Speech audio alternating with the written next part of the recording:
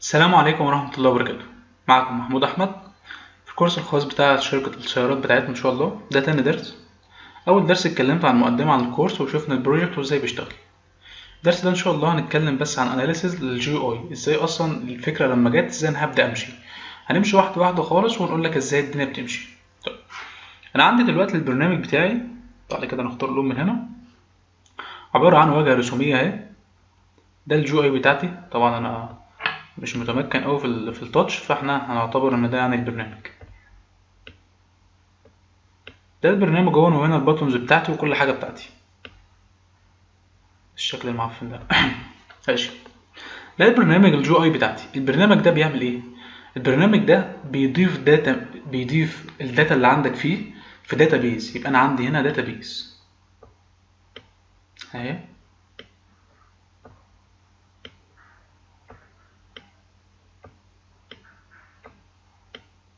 دي الداتابيز بتاعتي. البرنامج ده بيضيف هنا الداتا للداتابيز، وبعد كده بيرجع قيم من الداتابيز للبرنامج بتاعي. يعني انا دلوقتي بفتح الجي اي، بكتب قيم بتاع العربيات، وبعد كده اسيبها في الداتابيز فتتسيف هنا، وبعد كده لما انا عاوز استرجع الداتا تجي لي هي من الداتابيز وتتعرض لي هنا. طيب البرنامج بيعمل ايه تاني؟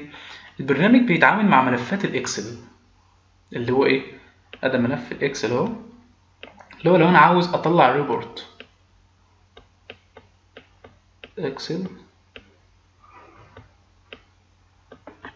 ده اللي هو الريبورت بتاعي. يبقى البرنامج بتاعي بيتعامل مع داتابيز وبيتعامل مع ملفات الاكسل. طيب تعال نشوف كل واحده ما بينهم. تمام. هنا الداتابيز استخدم اي نوع انت عاوزه، يعني استخدم مثلا ماي اس كيو ال، او استخدم بوست جري، او استخدم مونجو دي بي، او استخدم سيكوال سيرفر،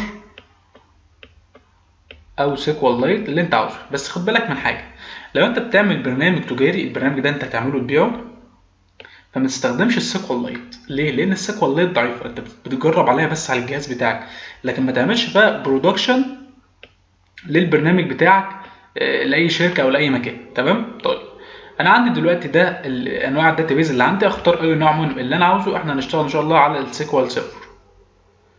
طب انت لو مش عاوز تشتغل على السيكوال سيرفر وانت عاوز تشتغل على نوع تاني، انا هقول لك ازاي تربط الانواع التانية دي زي ما انت عاوز. يعني لو انت عاوز، هنشتغل زي ما قلت على السيكوال سيرفر. لو انت عاوز تربط البوستجري او المونجو دي بي او الماي اس كيو ال، دي الامور بسيطه خالص، وانا هوضحها لك في الكود. ده غير اصلا ان كل واحده من دول ان شاء الله لها حوالي كام فيديو كده بصوت اشرح لك فيها التعامل بتاعها كلها. طيب ركز معايا.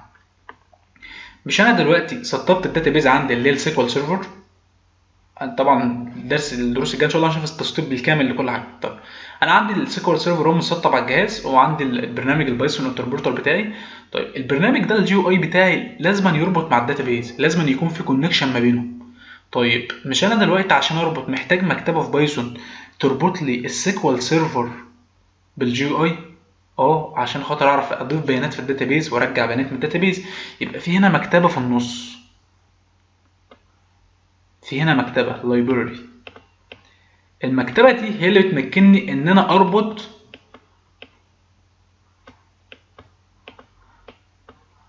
البرنامج بتاعي بالداتابيز بتاعتي. طيب الماي اس كيو ال لها مكتبة مختلفة، يعني ده لها مكتبة، البوست جري لها مكتبة، المونج دي بي لها مكتبة، والسيكوال سيرفر لها مكتبة. كل واحدة فيهم لها مكتبة. انت هنا بتجيب المكتبة اللي انت عاوزها وتعمل لها اونبورد. الكويريز اللي انت بتبعتها من هنا هي نفس الكويريز. بمعنى، لو انا دلوقتي الحته دي انا وضحتها في الفيديو اللي فات، انا دلوقتي بعمل الداتابيز، انا مثلا هتعامل مع السيكوال سيرفر، فهستخدم مكتبه اسمها بي واي او دي بي سي. المكتبه دي عشان تربط بالسيكوال سيرفر لازم ان انا اعطي لها السطر اللي هو الكونكشن سترينج، اللي انا اعطي لها اليوزر نيم بتاعي ايه، الباسورد بتاعي ايه، واسم الداتابيز بتاعتي ايه. السطر ده بس هو اللي بيختلف من كل نوع من دول. يعني الماي اس كيو اللي عشان اربطها ببايثون السطر ده هيختلف بس. طب لو انا بقى بنفذ بيانات بضيفها على الداتابيز او برجعها من الداتابيز، لا هي نفس الكويريز بالظبط مش هتختلف. تمام. طيب اختلافات بسيطه خالص في الكويريز. طيب ده لو انا عاوز اربط بالداتابيز. طيب البرنامج بتاعي ده مش بيتعامل مع الاكسل. بيتعامل مع الاكسل، يبقى انا محتاج ايه عشان اتعامل مع الاكسل؟ محتاج اسطب المكتبه الخاصه بملفات الاكسل.